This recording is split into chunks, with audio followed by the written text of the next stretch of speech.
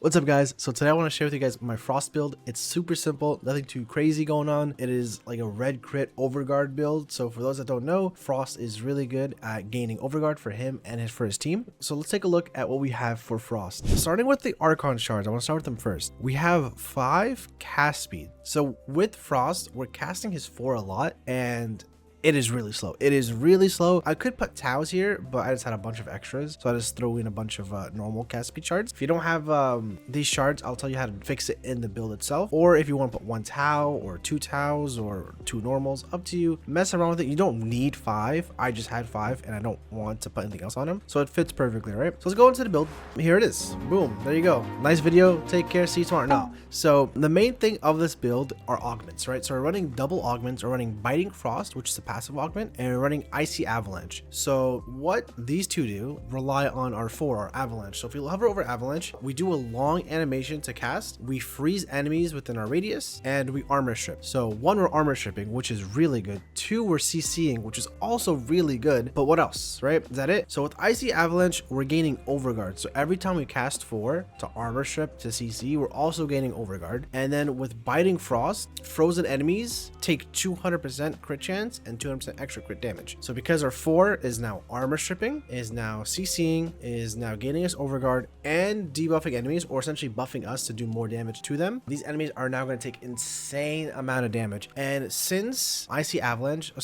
already procs cold, so 10 cold procs increase the crit damage they take, and since we're already gaining 200% crit chance with Biting Frost and 200% crit damage, there's a few things you can do when building your weapons to benefit from this mod. So other than that, we have everything else is pretty simple. We have overextended for range, continuity for more duration, prime flow for energy. I'm rolling +5 for some strength, because as you can see, we're using overextended, so we're losing a lot of strength. So we're counteracting that in other ways. And energy nexus adaptation is just there for extra DR. I don't think you need this, but it helps. Hey, quick disclaimer. Adaptation does not work on overguard, but it can be stacked with overguard. So when your overguard breaks, you do benefit from the damage reduction of the mod.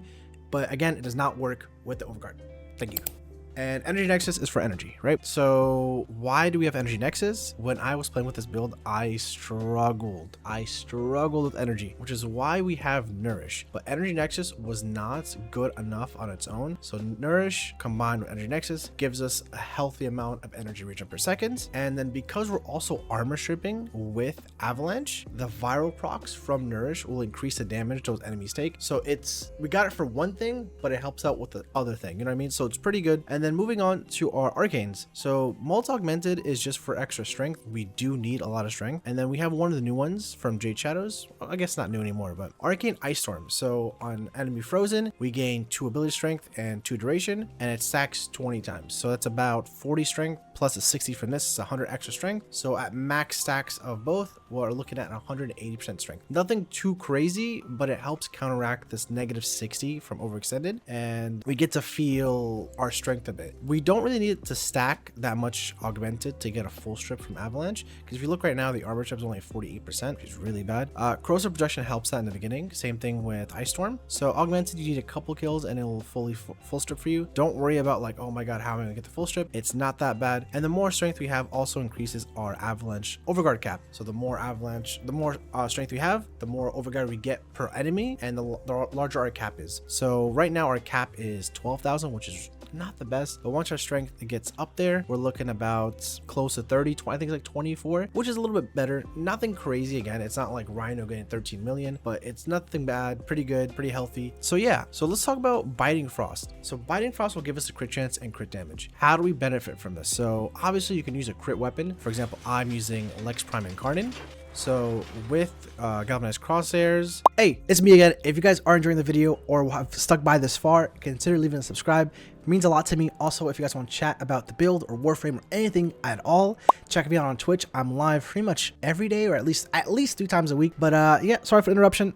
Get back to the video. Thank you. And Creeping Bullseye, we're looking at 160 for crit chance. That's not counting Galvanized Crosshair, so we're having a lot more crit chance. So without Frost, we're hitting red crits here and there, but because the extra 200%, we're hitting like tier 3, tier 4, tier 3 more consistently, and it's really nice. So you don't have to use Lex Prime. You can use any weapon you want. The reason I use Lex Prime is because the Incarnate mode has that large wave, which you'll see in the end when I show some gameplay. That large wave of energy just slamming enemies like a truck, and it's super satisfying. You hit a whole group of enemies with your 4 and your 1, and they all just get like blown up. So if you don't want to use Lex Prime, what I also use is the Galaxion. So the Galaxion has a linking mechanic, and there's also an augment that drops energy orbs. It's not bad to use if you guys want to. I like to use it with Frost because it fits like the cult theme, but you don't have to if you don't want to. Arcaplasma is the same thing as the Lex Prime Incarnate. Same thing with Dread Incarnate, Paris Incarnate, Nadaruk. You have tons of options in terms of weapons to like benefit over like the frozen enemies and the extra crit chance. So because we're also getting crit chance and crit damage, if you want to sacrifice say crit damage from your build, you 100% can. But who would say no to extra crit damage? Am I right? The more crit damage you have, the more damage you're doing, you're going to hit for like, instead of 1 million,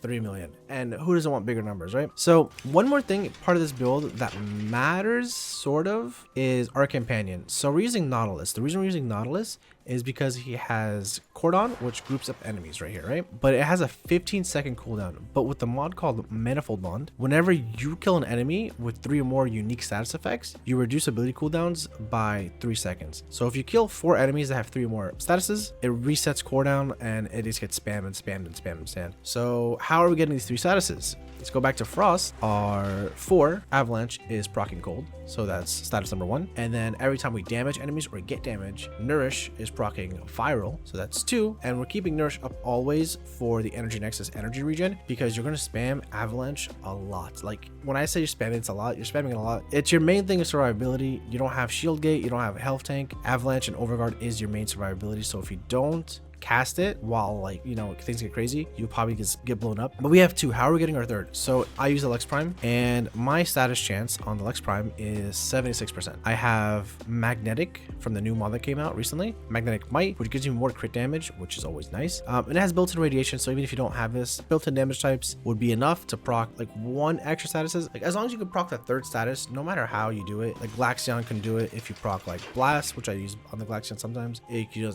Arcaplasma can do radiation, which you could proc not that bad. I think it has like a 20% status chance. So as long as you can proc that 3rd status, no problem. Manifold Bond would non-stop trigger on Nautilus, and you'll constantly group up enemies, freeze them, armor ship them, viral, one-shot. Group them, armor ship them, freeze them, one-shot, and so on and so on. And it's super satisfying. Like it's nothing too complicated, nothing too crazy going on, but it's super satisfying when you hit like that red crit heaven and you have like 30 enemies grouped up and they all just get blown up with red numbers. It's amazing. But yeah, I think that's all I have to say, honestly. It's nothing too crazy, super simple. Oh, if you guys enjoyed, take care. I'll see you in the next video. Yeah, bye.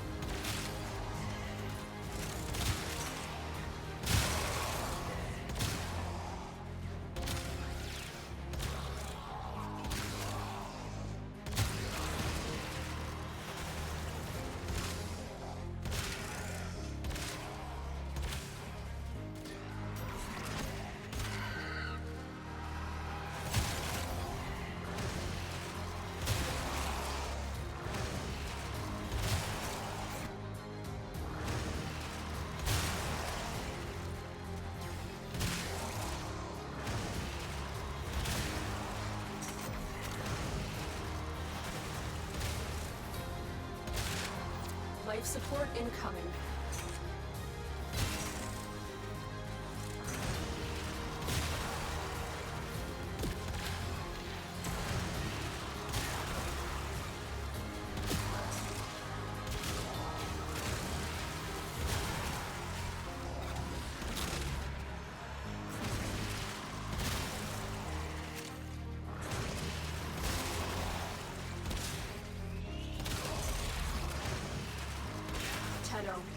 Prepare for life support.